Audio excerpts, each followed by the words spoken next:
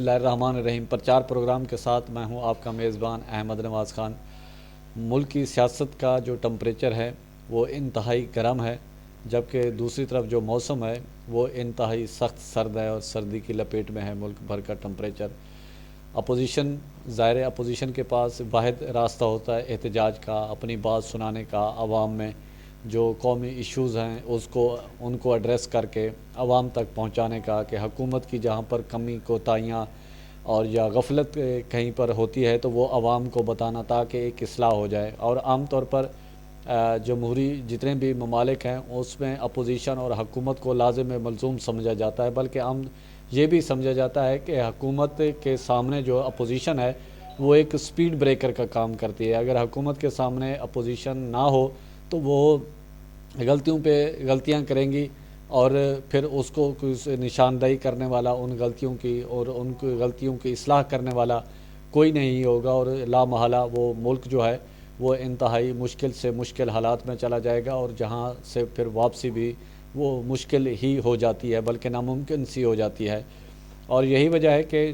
Opposition کا جو اتحاد پاکستان ڈیموکریٹک موومنٹ جو ہے وہ اپنی احتجاجی تحریک، جلسے جلوس، ریلیوں کا سلسلہ اس نے جاری کیا ہوا ہے، جہاں پر حکومت کی مختلف ایشوز پہ جو خارجہ پالیسی کہہ لیں اور دیگر جو معاملات میں جو قومی ایشوز ہیں اس میں جو حکومت کی جہاں پر کمی کوتاہیاں ہیں اس کی بھی نشاندہی کی جا رہی ہے۔ اور خاص کر جو قوم کو، پاکستانی عوام کو جو بہت بڑا مسئلہ درپیش ہے وہ ہے مہنگائی۔ آئے روز مہنگائی، مختلف جو روزمرہ اشیاء کی قیمتیں ہیں ان میں اضافہ ہوتا جا رہا ہے، اور جو مہنگائی کو کنٹرول کرنے والا وہ کوئی بھی نہیں ہے، اور ظاہر اپوزیشن اس کا بھرپور فائدہ اٹھا رہی ہے اور حکومت کو ایک طرح کی نشاندہی بھی کر رہی ہے، لیکن حکومت ہے اور وزیر اعظم شاید سمجھنے کا نام نہیں لے رہے، اور وہ صرف سیاست کو سیاست برائے سیاست سمجھ رہے ہیں اور اس کو اصلاح کے طور پر نہیں لے رہے، بلکہ جبکہ اپوزیشن کا جو کام ہوتا ہے وہ اصلاح کرنا ہوتا ہے حکومت کا۔ ظاہر ہے اپوزیشن کے پاس کوئی اور چارہ نہیں ہوتا سوائے حکومت پہ تنقید کرنے کا، لیکن یہ حکومت کا کام ہوتا ہے کہ جو اس تنقید کو وہ اصلاح کے زمرے میں لے، تاکہ جہاں پر کمی کوتاہیاں خامیاں ہوئی ہیں ان کو درست کر لے، نہ کہ مزید غلطیاں کرے، مزید کسی مشکلات میں گھرتی چلی جائے۔ لیکن جو اپوزیشن کا کام ہے وہ تو اپنا کر رہی ہے، کیونکہ اپوزیشن تو عوام کو کوئی فوری طور پر کوئی ڈیلیور نہیں کر سکتی، عوام کو کوئی ریلیف نہیں دے سکتی، لیکن عوام کو بلا کے وہ اپنی بات، جو اپنا نقطہ نظر ہے وہ عوام کو سنا سکتی ہے، اور حکومت کی جو پالیسیاں ہیں ان کو اس پر تنقید کر سکتی ہے، اور عوام کو بتا سکتی ہے کہ حکومت اس سٹیج پہ جو غلطیاں ہیں وہ مسلسل غلطیاں کر رہی ہے۔ اور یہی وجہ ہے کہ کل جو ہے پی ڈی ایم کا جو اسٹیئرنگ کمیٹی ہے شاہد خاقان عباسی کی سربراہی میں جو بنی ہوئی ہے اس کا ایک اہم اجلاس ہونے جا رہا ہے، اور اس میں توقع یہی کی جا رہی ہے کہ آنے والے وقت میں بہت اہم فیصلے بھی متوقع ہیں اس میں۔ اور اس اجلاس میں جو اسٹیئرنگ کمیٹی ہے، جو چھوٹی جماعتوں کے نمائندے ہیں وہ بھی اس میں شرکت کریں گے۔ احسن اقبال صاحب اس میں شریک ہوں گے، پاکستان پیپلز پارٹی کے راجہ پرویز اشرف، شہری رحمان اور دیگر جو سیاسی جماعتوں سے جو نمائندے ہیں ان کے وہ بھی اس میں شریک ہوں گے۔ اور یہ اجلاس جو اہم اجلاس ہے مولانا فضل الرحمان کی رہائش گاہ پر ہونے جا رہا ہے، اور مولانا فضل الرحمان کی سربراہی میں یہ اجلاس ہوگا۔ اگر اس میں ضرورت پڑی تو مزید مشاورت کے لیے ویڈیو لنک کے ذریعے پاکستان پیپلز پارٹی کے جو چیئرمین ہیں بلاول بھٹو زرداری، کیونکہ وہ اس وقت کراچی میں ہیں تو وہ بھی اس میں شرکت کر سکتے ہیں ویڈیو لنک کے ذریعے۔ اور دوسری طرف جو پاکستان مسلم لیگ نون کی نائب صدر ہیں مریم نواز شریف صاحبہ، وہ بھی اس میں شرکت ان کی متوقع ہے۔ اور یہ 19 جنوری کو جو پاکستان ڈیموکریٹک موومنٹ نے احتجاج کا اعلان کیا ہے الیکشن کمیشن کے باہر، اس حوالے سے حکمت عملی طے کی جائے گی۔ اور یہ آپ کو بتاتے چلیں کہ اس جو 19 جنوری کو منگل کے روز جو الیکشن کمیشن کے باہر جو احتجاج ہونے جا رہا ہے وہ مظاہرہ ہوگا، اور وہ 11 بجے سے لے کے سپہر 3 بجے بلکہ 5 بجے تک، شام 5 بجے تک یہ مظاہرہ جاری رہے گا۔ اور یہ احتجاجی دھرنا نہیں ہے، یہ مظاہرہ ہے، اور کیونکہ اس کے بعد جو اگلا پڑاؤ پی ڈی ایم کرنے جا رہی ہے وہ سرگودا میں کرنے جا رہی ہے، اور پی ڈی ایم کی اسٹریٹجی کے تحت، حکمت عملی کے تحت ملک بھر میں رائے عامہ کو منظم کر کے اور وہاں سے تمام جو پاکستان کے جو بڑے شہر ہیں وہاں پہ اپنے جلسے کر کے لوگوں کو حکومت کی پالیسیوں کے خلاف وہ رائے عامہ منظم کر کے تو اس کے بعد ایک فائنل کال دی جائے گی اسلام آباد کی طرف. اور دوسری طرف کیونکہ سینٹ کے انتخاب بھی ہیں، وہ بھی اپوزیشن کے لیے بڑی اہمیت کے حامل ہے. گو کہ جو پی ڈی ایم کا جو گزشتہ اجلاس ہوا تھا اس میں ایک فیصلے مختلف جب فیصلے سامنے آئے تھے تو اس میں یہ بھی فیصلہ سامنے آیا تھا کہ اپوزیشن جو ہے وہ سینٹ انتخاب اور ضمنی جو انتخاب ہیں اس میں حصہ نہیں لے گی، جس کے بعد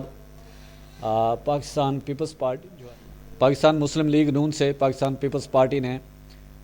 بات چیت کی. کیونکہ پاکستان پیپلز پارٹی کا شروع سے جو موقف ہے وہ ہے کہ جمہوری نظام میں رہتے ہوئے اپنا احتجاج بلند کرنا. اگر جس طرح پی ڈی ایم کی جانب سے پہلے یہ فیصلہ آ رہا تھا کہ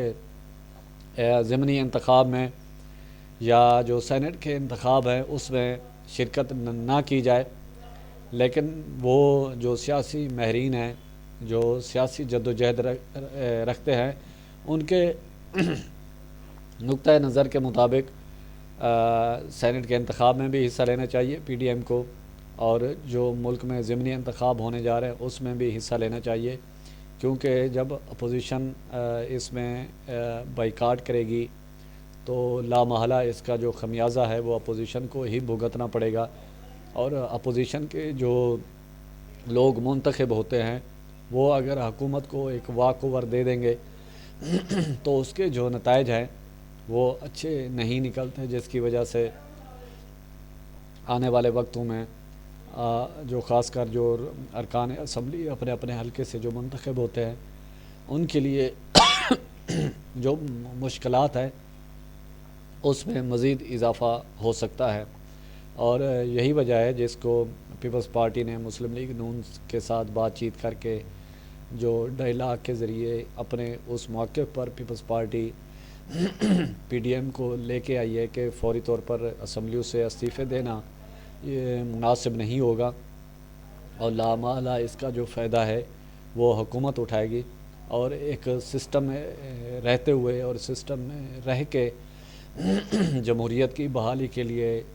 لڑائی لڑنی ہے. اور آنے والے وقت میں سب نے مل کے اس بات پر بھی بات چیت ہو سکتی ہے کہ جب حکومت کے خلاف یہ تحریک کامیاب ہو جاتی ہے تو جب الیکشن کی صورتحال پیدا ہوتی ہے تو پی ڈی ایم کے پلیٹ فارم سے الیکشن میں جایا جائے. جہاں پی ڈی ایم کا امیدوار ہو ادھر دوسری جو اپوزیشن کی جماعتیں ہیں، سیاسی جماعتیں، وہ اپنا امیدوار کھڑا نہ کریں بلکہ اتفاق رائے سے امیدوار کھڑے کیے جائیں. بلکہ ابھی تو یہ کہنا قابل از وقت ہے کیونکہ ابھی سینٹ کا جو انتخاب ہے وہ بھی سر پر ہے. فروری کے لاسٹ ویک یا مارچ کے پہلے ہفتے ہونے جا رہے ہیں. تو اس حوالے سے جو پی ڈی ایم نے اسٹریٹجی یہی بنائی ہے کہ سینٹ کے انتخاب بھی جہاں ضرورت پڑے تو ایک دوسرے کے جو امیدوار ہیں ان کو سپورٹ کی جائے تاکہ